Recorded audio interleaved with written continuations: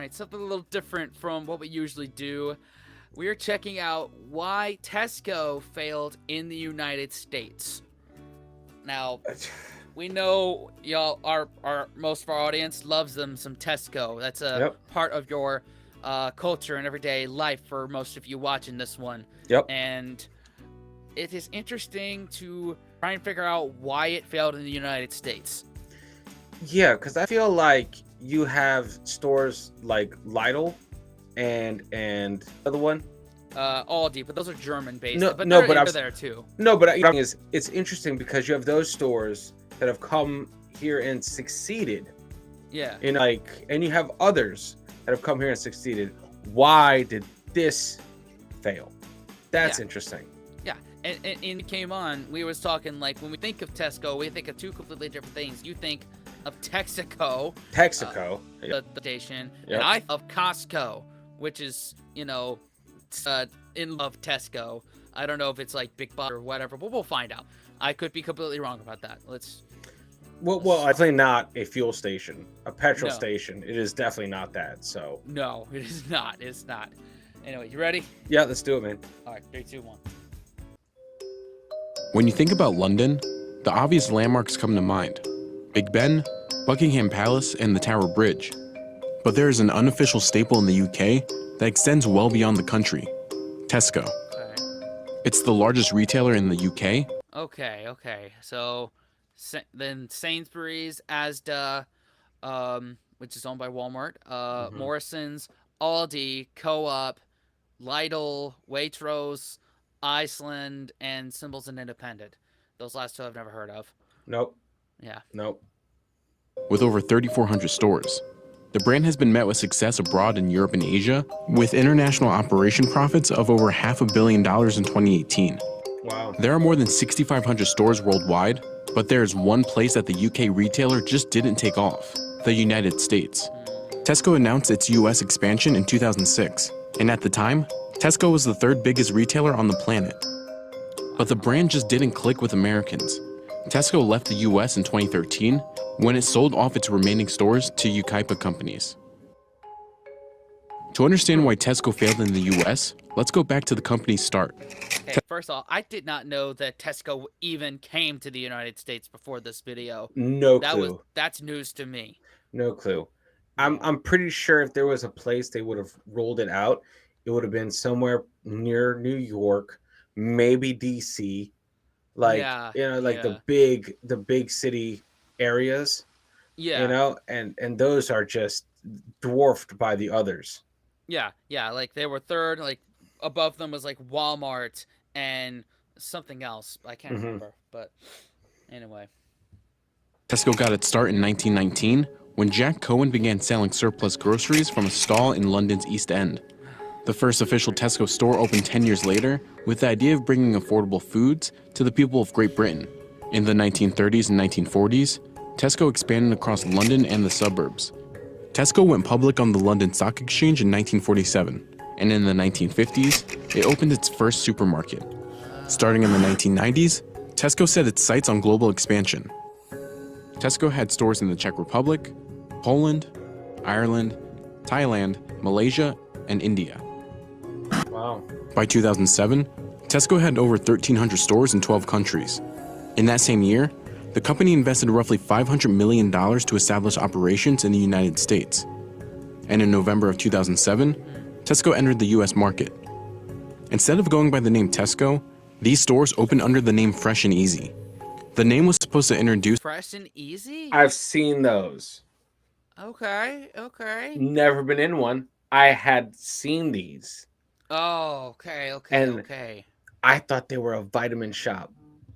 Oh, but I guess it wasn't a vitamin shop, but I can see how you would think that. Okay, cool, man. Wow. Americans to what they would expect from shopping at Tesco in America: fresh food at a reasonable price. It also had small store formats to make shopping simpler, and it offered lower prices under its company-owned labels. For Americans, the shopping experience at Tesco was a lot different from what they were used to. Fresh and Easy stores were a fraction of the size of the average American grocery store. They were designed for the kind of consumer who shops daily. There were more ready-to-go meals for consumers than your typical American grocery store. And there were lots of self-service checkouts.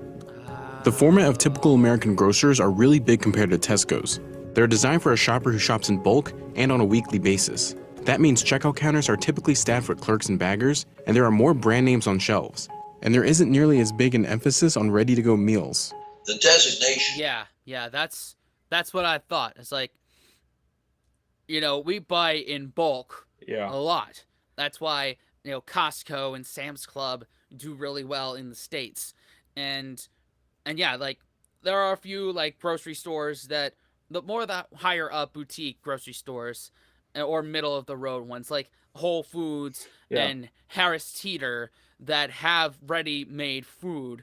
Like Harris Teeter has a pizza bar, a sushi bar, a sandwich place, while being, a proper grocery store. Mm-hmm. And I guess that was a new thing with Tesco. And, like, I've been told multiple times, because I'm going there in June, about the Tesco meal deals, like £3 for something really, really nice, really good, which is going to come in handy for me. But yeah, that makes sense. But I mean, yeah, we are not everyday grocers. Like, we do not go to the grocery store every day. We do not buy per diem. We buy bulk. If we can avoid a grocery store, we're winning. Yeah, we're going to a grocery store like once a week or maybe twice a week is a lot. Yeah. Like, honestly, and I hate going to the grocery store on the weekends. It's a madhouse because everyone waits for the weekends when they're free to grocery shop. Right. And we're overworked and underpaid so much that's when we get to shop. Is either on the way from home from work or on the weekend when we actually have time. Yep. So I could assume a lot of their food probably went bad before it could be bought. Yeah, it went bad. So, and that's another thing. American food has a lot of preservatives in it. In UK and pretty much everywhere else in Europe, I would say, the daily shopping thing is like you don't have preservatives in there, so you shop daily and you don't keep a lot of stuff around, and it's a part of, it's a third space. You interact with the community that way. Yep. And in US, you're like, get out of my way. Yeah, but also hear me out on this. It's like, this should have picked up steam in cities. Yeah, this would have never gotten off the ground in, let's say, rural, right? It wouldn't have picked up at all. Like, where I live, it would be dead on arrival. Mm-hmm. But I could see in the cities, if a high like public transit like area, I could see that. I could definitely see that. But places where it's walkable. Mm-hmm. Yeah. Fresh and easy is actually a very good sub-branding. In other words, fresh and easy, pretty much sums up the two key attributes that they were selling: freshness of the product and convenience. The first of Tesco's 53 Fresh and Easy stores all launched in the West, in states like California, Arizona, and Nevada. So how did Tesco come up with its strategy for the US? It actually embedded with the American consumer before entering the market. Tesco sent executives and anthropologists to live with families in the US to get a sense of how the typical American family spends their money on groceries. And they put a large number of people, maybe 40 people, into California to research the market. But these people did not research the market very intelligently. They understood the culture to a degree. The concept of these fresh and easy stores, these small convenience stores with fresh and easy food, that was something that would work in London with Tesco Express, but wouldn't work so easily in the LA area. And at Tesco's peak in the... Yeah, that they only researched California? Yeah, that's your downfall. Yeah, you didn't put anybody in Texas or New York or even Georgia or Illinois, or probably like Wyoming or West Virginia. California is its own beast. Yeah, and it's not representative of all of the U.S. And that's the thing. Maybe they took it as one state is equivalent to the whole country. It's like that is not As the case. yeah, It'd be different if like, okay, we're gonna focus on California, send someone to California. Yeah, okay, fair enough. Then that yeah, probably would have taken off. yeah. It's like UK is not the representative of all of Europe. That's the opposite, as we've learned. Yep. It'd be like saying that. So that you'd be completely wrong. Absolutely nuts. Okay. Wow. United States, it had 208 Fresh and Easy banner stores, and all were in the West. That was actually well below expectations. Tesco initially planned to open 200 stores by the end of 2008, but it ultimately wanted to open 1,000 stores. But by 2013, the retailer was hemorrhaging cash in its first 5 years in the US. The company racked up losses of over $1.5 billion. Wow. Oh my God. Are sales improving on a weekly basis? Every week. Are they meeting Tesco's original targets? Our sales are improving every week, and we're very happy we're exceeding budget. You're exceeding budget? We are exceeding our budget. You're making a profit? We are. I didn't say that. I said we're exceeding our budget. Tesco anticipated it would finally break even in 2014, but the brand decided not to wait it out. It announced in April of 2013 that Tesco would exit the US market. What went so wrong with Tesco in the US? When Tesco launched in America, its stores were all located in the West. At the time they decided to enter the US market, they'd done their research, they had found that per capita spending at supermarkets in the western states where they had targeted was higher than any other region in the country, actually about 15% higher than the national average in 2007. But then the financial crisis of 2008 hit. Like many other companies, Tesco didn't see the Great Recession coming. Where two of the core metropolitan areas that they had decided to focus on were Phoenix and Las Vegas. When the recession hit, the economy in those two metro regions cratered. Yep. Subprime mortgage crisis and the Great Recession was going to be bad news for anybody. But their particular geographic focus in the West meant that it was particularly bad news for them. Tesco's That would make sense. Like, Man. it hit them like a wrecking ball in the U.S.